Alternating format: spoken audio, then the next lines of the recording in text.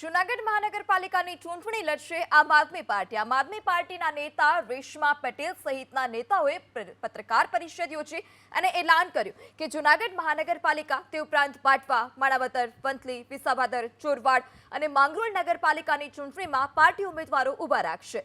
ભાજપ પર ભ્રષ્ટાચારના આરોપ લગાવી એક મોકો આમ આદમી પાર્ટીને આપવા અપીલ કરાઈ। જોકે કોંગ્રેસ સાથે ગઠબંધનના સવાલમાં જવાબ આપ્યો કે ગઠબંધનનો નિર્ણય પ્રદેશ કક્ષાએ લેવાશે।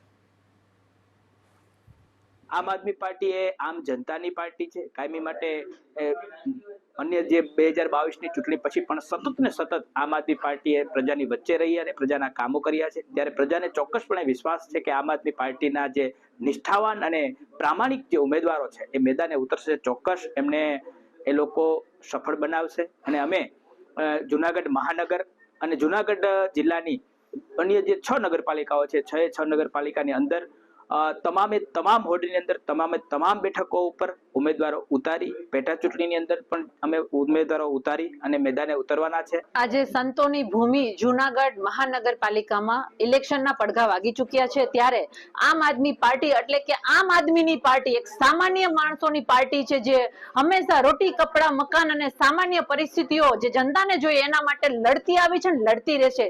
ત્યારે અમારા પ્રામાણિક અને નિષ્ઠાવાન અને મહેનતુ ઉમેદવાર અમે મેદાને જંગમાં ઉતારશું અને ભ્રષ્ટ ભાજપના જે કુશાસનો છે એને ઘર ભેગા કરીશું। એ વિશ્વાસ સાથે અમે ચૂંટણી મેદાનમાં ઉતરવાના છીએ।